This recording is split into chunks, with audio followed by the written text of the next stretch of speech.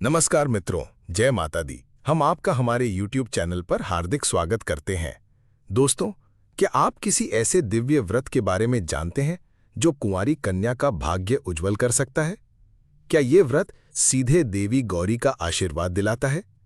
स्वयं माता पार्वती ने भगवान शिव को पति रूप में पाने के लिए जो तप और तपस्या की थी, वही तप, वही आस्था और वही शक्ति आज भी गौरी व्रत यानी व्रत के रूप में जीवित है।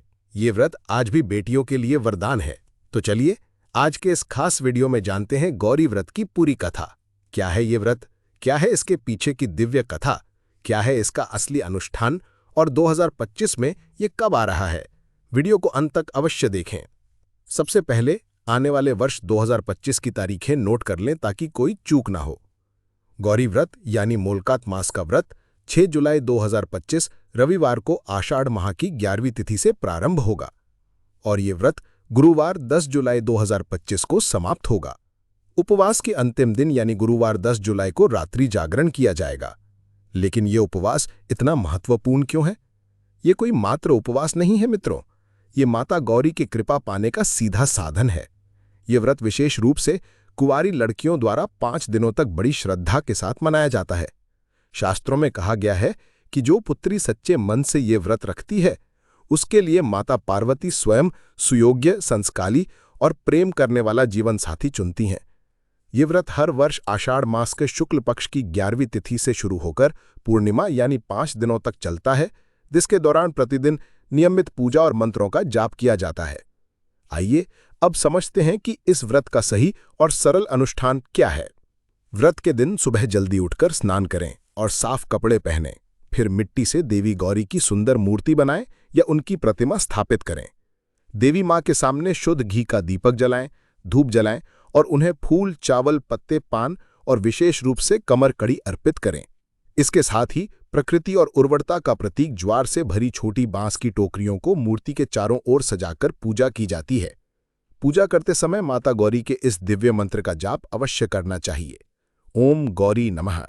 अब एक विशेष बात, कई क्षेत्रों में 5 दिन अलग अलग पूजा होती है।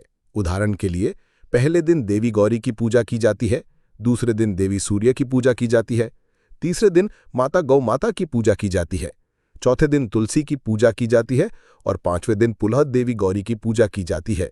तत्पश्चात रात्रि जागरण किया जाता है। और सबसे महत्वपूर्ण नियम, भोजन। इन 5 दिनों के दौरान हल्का, बिना मीठा भोजन खाया जाता है।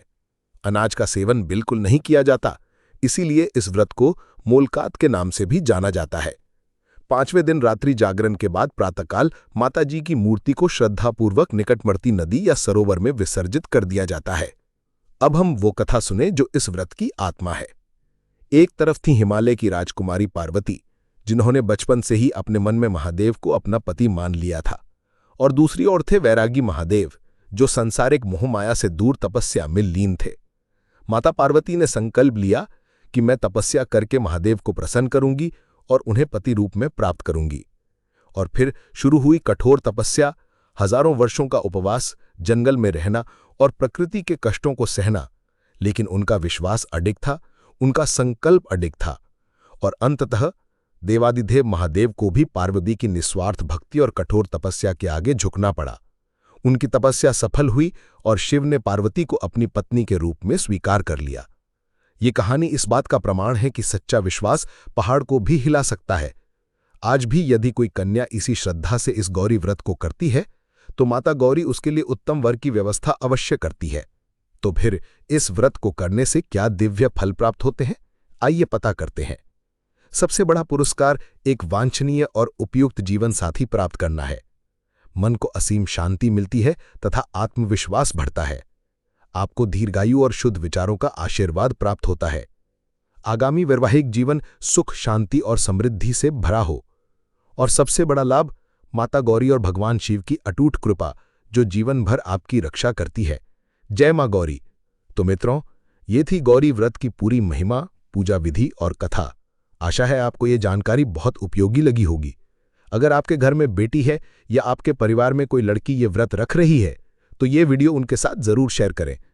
कमेंट में जय गौरी माता लिखकर अपनी आस्था प्रकट करना ना भूलें। और ऐसे ही धार्मिक बातें जानने के लिए हमारी चैनल को सब्सक्राइब करना ना भूलें। आभार।